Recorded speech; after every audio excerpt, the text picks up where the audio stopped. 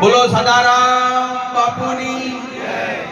સદારામ બાપુની જવનરામ મહારાજની આવેલા હરિગુરુ સંતોની આવેલા હરિગુરુ ભક્તોની બધા બધા સુનો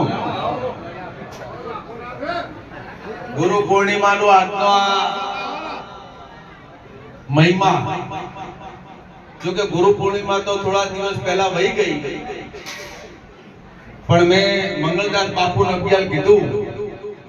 કે આ ગુરુ પૂર્ણિમાનો મહિમા બધા એકી હાથે ઉજવે છે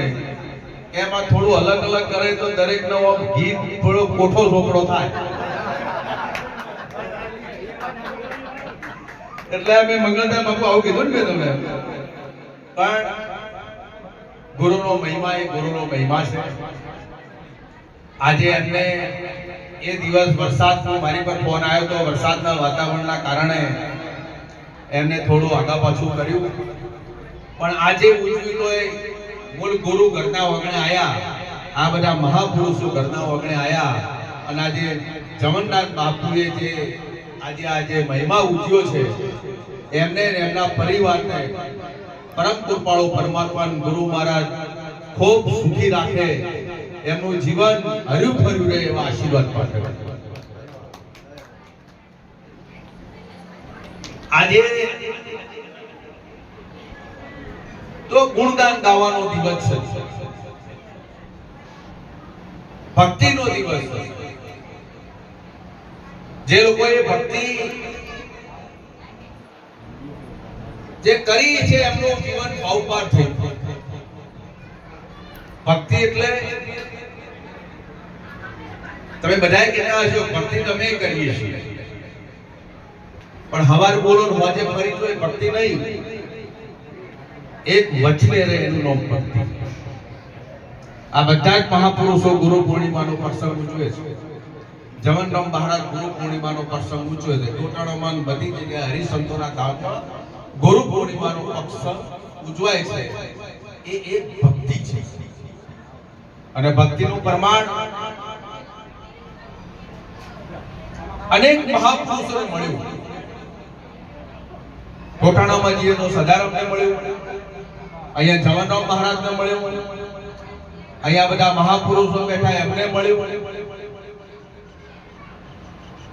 કોઈ એમને મમતા બધા ધોળી પાઘડીઓ ભગવા કપડા આ બધા પહેરી ભાઈ આ કોઈ જેવી તેવી વાત નહીં ઘણું અઘરું છે એને પાળવું ઘણું અઘરું છે ઘણા પ્રસંગમાં જઈને એનો મહિમા ઉજવવો એ ઘણું અઘરું છે એટલે આપે બધા આ મળ્યા છો ભક્તિનો મહિમા ઉજવો છો ત્યારે તમે એની શ્રદ્ધામાં એના વિશ્વાસમાં એના ભાવમાં તમે રહેશો તો ચોક્કસપણે આવવા વાળા સમયની અંદર તમારા ભક્તિનું પ્રમાણ તમને ક્યાંક ને ક્યાંક મળી જશે અમને પણ સદારામ બાપાની ભક્તિ કરવાનો અવસર મળ્યો પૂજ્ય સદારામ બાપાના નામે અમે ખૂબ ગામડે ગામડે એમની સાથે ફરીને એનો મહિમા ગાવાનો પણ અમને અવસર મળ્યો આજે મને એટલું ચોક્કસ થાય કે આજે મારા હૃદયથી મારા અંતરથી સદારામ બાપા મને દૂર હોય એવું દેખાતું થાય ક્યારે એવી ભાવના નથી અને એમના ટોટાણામાં જે અનેક પ્રસંગો કર્યા ના ભૂતો ના ભવે 2 લાખ 3 લાખ 5 લાખો ભેગા થયા ત્યારે આયા ત્યારે ઘેરી ગયા સાહેબ આજે ખબર ન પડી જેમ જલારામમાં વીર બાપાના તો જુનાગઢમાં નરસિંહ મહેતાના ત્યાં જેમ ભક્તિનો એક મહિમા વયો આવે રહોડામાં કઈ હોય કે ના હોય પૂરતું રહોડું બન્યું હોય કે ના બન્યું હોય સાહેબ પણ પોતાના ગુરુના આચરણમાંથી સાહેબ ગાદી ઉપર કહી જાય એ તો કે મારો ગુરુ મહારાજ પૂરું કરશે સાહેબ ગુરુ મહારાજ પૂરું કરશે એને દુનિયામાંથી ગુરુ મહારાજને કૃષ્ણનો અવતાર લઈ અને હોય પણ રહોડે આવીને એને છેવટ શીરો હલાવવાનું કામ કરવું પડતું હોય છે આવા મહાપુરુષો કામ કરતા એટલે ભક્તિ એ કઈ હેલી પણ નથી. અને જો હેલી હોત તો બધા ભક્તિનો માર્ગ છોડીએ નાખો. ઘણા ગુરુ કરવાયેલા કે આ હવે નહીં મેળવતો અમારે શું કરવું, આવાય કરે છે. પણ અત્યારે આજે બધાએ ભક્તિ થઈને બધાએ માહોલ જે ઉજવી રહ્યો છે, પૂજ્ય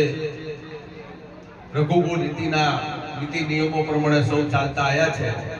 અને ચાલતા જાય છે. આજના પ્રસંગે બહુ વધારે ના કહેતા મને બોલાવી મારું સન્માન કર્યું એ બદલ જવનો મહારાજનો એમનો પરિવારનો અને સાધુ સંતોના ચરણોમાં શીશ ઝુકાવી મારી વાતને પૂર્ણ કરું છું.